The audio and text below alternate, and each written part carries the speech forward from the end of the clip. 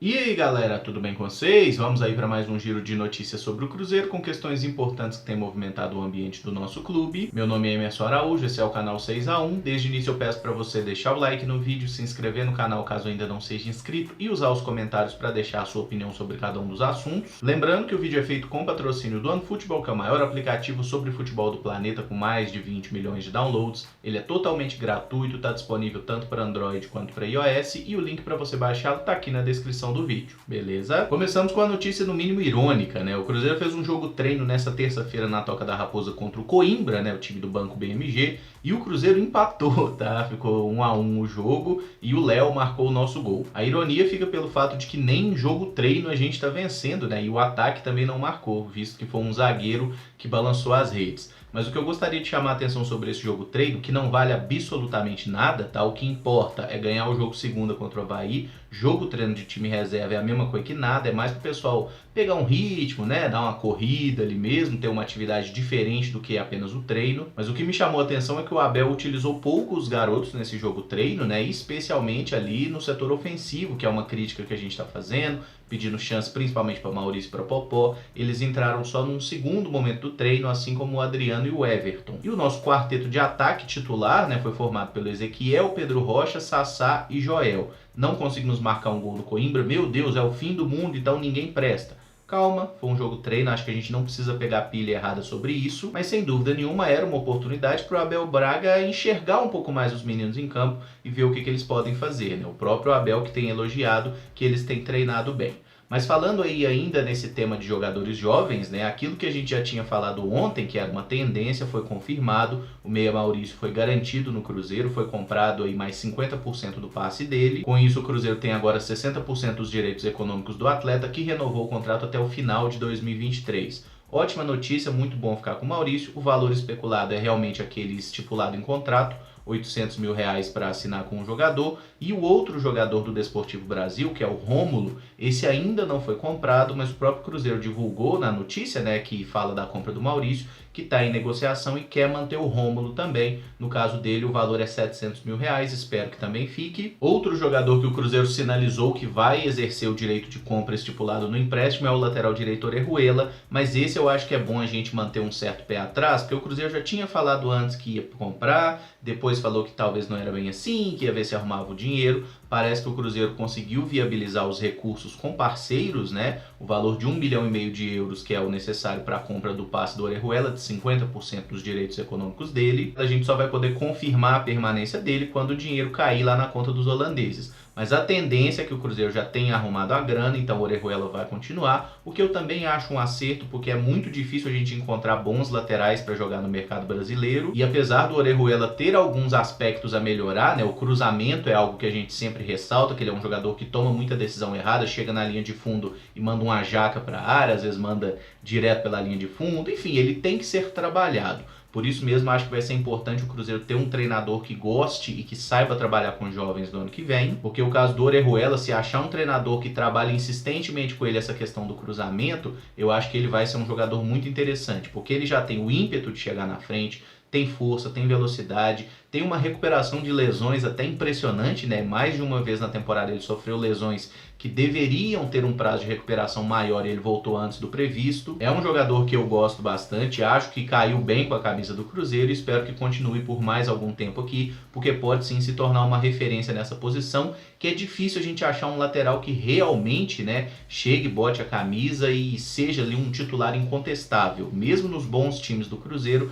a gente ainda sofreu um pouco com isso. Com esses casos, o Cruzeiro vai ter apenas 2 jogadores aí que o contrato encerra no final dessa temporada. São 2 jogadores que estão emprestados, que têm até a opção de compra, mas provavelmente o Cruzeiro não vai exercer, que é o caso do Pedro Rocha e do Ezequiel. Antes de falar sobre ele, só pincelar um pouco sobre o Dodô, que é um jogador que está emprestado ao Cruzeiro até o final dessa temporada, mas quando ele foi emprestado foi com uma cláusula de compra obrigatória, não é compra opcional. Se o Dodô fizesse pelo menos 3 partidas pelo Cruzeiro no Brasileiro, ou o Cruzeiro atingisse 15 pontos no campeonato, o Cruzeiro tinha a obrigação de comprar o Dodô e essas coisas já aconteceram, então o Dodô será jogador do Cruzeiro até 2023. Pelo menos é o prazo estipulado desse novo contrato, né? Dizem que o Dodô ganha um salário alto, acima de R$500 mil, considerando aí salário e luvas. Sem dúvida nenhuma é alto. A questão que compensa um pouco é que o valor que o Cruzeiro gastou para trazê-lo é baixo, né? O que a diretoria divulgou na época foi algo em torno de R$1.200.000, que é muito pouco para um jogador da qualidade do Dodô, com o histórico que ele tem e que vinha de um campeonato espetacular pelo Santos no ano passado. Dodô é outro jogador que eu gosto bastante. Eu acho que essa dupla Dodô e Orejuela, inclusive, ela é interessante porque se completa. Você tem um lateral que joga muito espetado pela direita e um cara que trabalha mais a bola, que tem mais qualidade de passe pela esquerda. Vejo muita qualidade nele. Concordo que a temporada de 2019 do Dodô não foi grandes coisas, até porque ele nunca recebeu sequência, né? Durante toda a temporada, o titular de todos os técnicos foi o Egídio.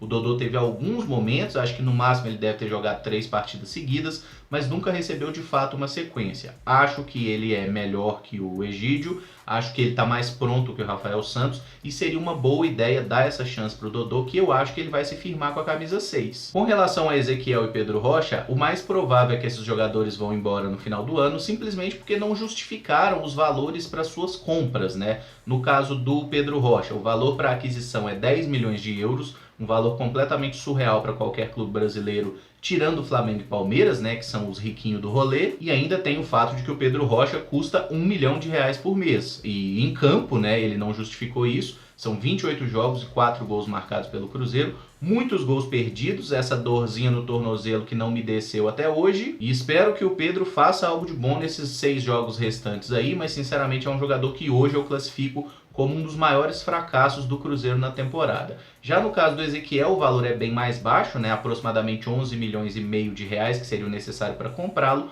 mas convenhamos que o Ezequiel não fez o suficiente para justificar um investimento. E quando a gente olha para as alternativas que tem na base, né, especialmente esses meias de lado, o próprio Caio Rosa, né, que foi convocado para a seleção sub-20 junto com o Maurício ontem, é um menino que merece muito mais oportunidades do que o Ezequiel, que entrou em alguns jogos, conseguiu até fazer uma fumaça em alguns jogos, em outros tropeçou na bola. No frigir dos ovos, eu acho que não vale a pena manter esse atleta. Só um parêntese sobre um assunto meio chato que tem saído em alguns veículos de imprensa e principalmente em rede social, algumas especulações de que jogadores do Cruzeiro já estariam negociando com outros clubes para o ano que vem. Na verdade, nem diretamente os jogadores, mas seus agentes. Eu vi notícias sobre isso, tanto a respeito do Fred, que estaria negociando com o Fluminense, quanto do Thiago Neves, que estaria negociando com o Corinthians. Eu acho muito importante a gente destacar quem é que está botando essas informações, porque em 99% dos casos são pseudo-jornalistas sem nenhuma credibilidade, gente que não tem a menor responsabilidade com a informação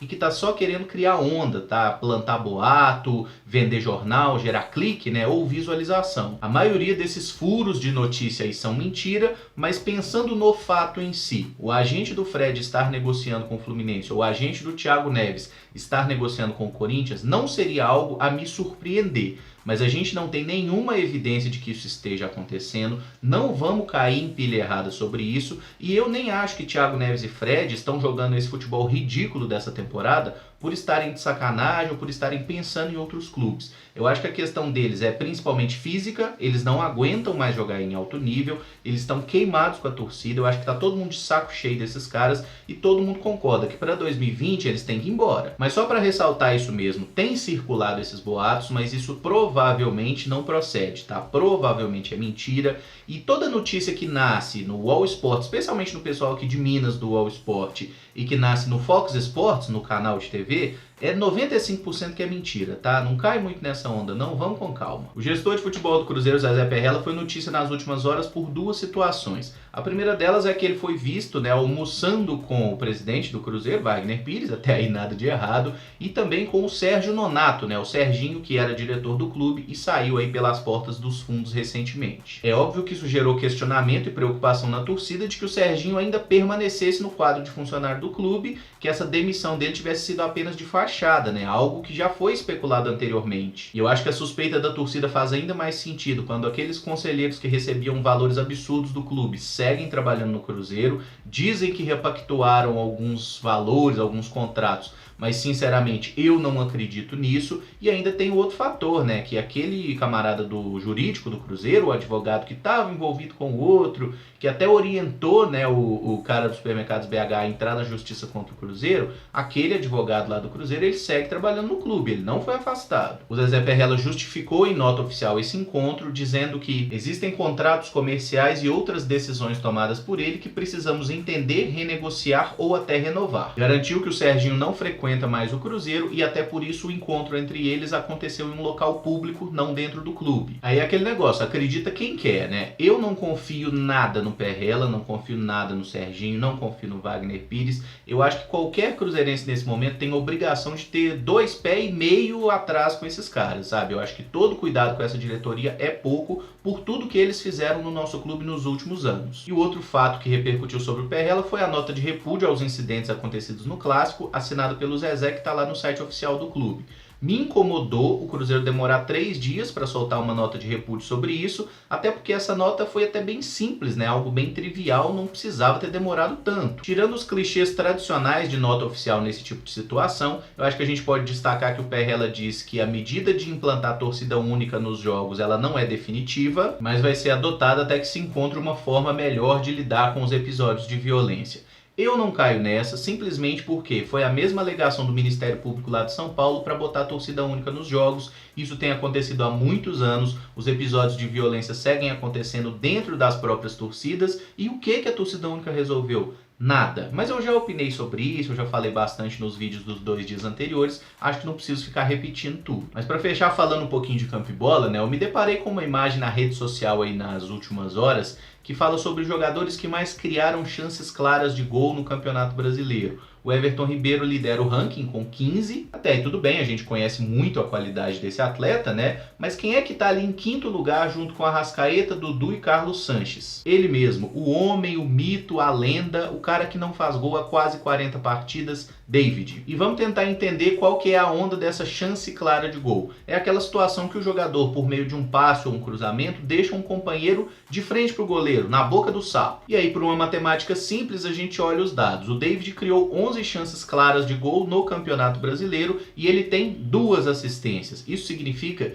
que em 9 oportunidades ele deixou alguém na cara do gol e esse atacante desperdiçou. Recentemente a gente tem o lance do Clássico, que ele cruza e o Fred perde o gol de cabeça. Aquele jogo contra o Fortaleza também, que ele faz o cruzamento e o Thiago Neves perde o gol na cara. Aí beleza, o David então conseguiu criar 11 chances claras de gol no campeonato. Aí eu fui olhar o número dos outros meia atacantes mais utilizados pelo Cruzeiro no Campeonato Brasileiro, utilizando a mesma fonte de pesquisa, né, o SofaScore. E aí chamou a atenção que o maestro Robinho criou 2 chances claras de gol no campeonato inteiro. O Marquinhos Gabriel criou 6 chances de gol e o Thiago Neves criou 8 chances de gol. Eu não trago esses números para defender o David, porque eu acho que o David e todos os demais meia atacantes do Cruzeiro são indefensáveis. O desempenho do nosso setor ofensivo é ridículo, né? São 26 gols em 32 partidas. Mas o meu questionamento é por que o David é o único dos caras que é perseguido pela torcida, que é vaiado durante o jogo, quando é substituído. Quase todo jogo ele é extremamente questionado. E os outros jogadores? Eu não me lembro, por exemplo, do Robinho ter sido vaiado, sabe?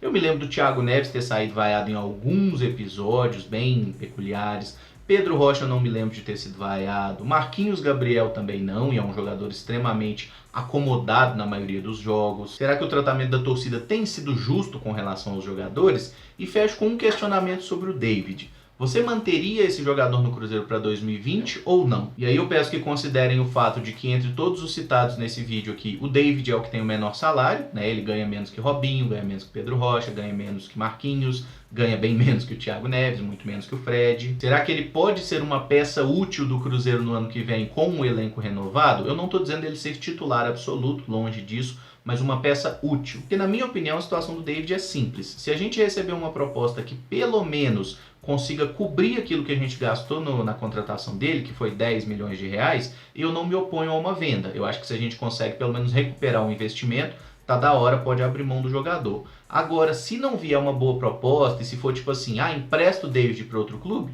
aí é melhor mantê-lo aqui, porque eu ainda acho que ele pode ser útil por mais que o desempenho esse ano seja horroroso, sejam 39 jogos sem marcar gol e tudo que a gente já está acostumado a falar sobre ele. Mas deixa a sua opinião aí nos comentários, vamos trocar uma ideia sobre isso. Eu sei que o David é um assunto sensível em meio à torcida do Cruzeiro hoje, a grande maioria o odeia, alguns o defendem, mas eu acho que é interessante, dá pra gente criar uma boa discussão. De momento esse vídeo fica por aqui, se gostou deixa o like, se inscreve no canal caso ainda não seja inscrito e usa os comentários para deixar a sua opinião sobre cada um dos assuntos. Muito obrigado por acompanhar, um abraço, até o próximo vídeo. Valeu!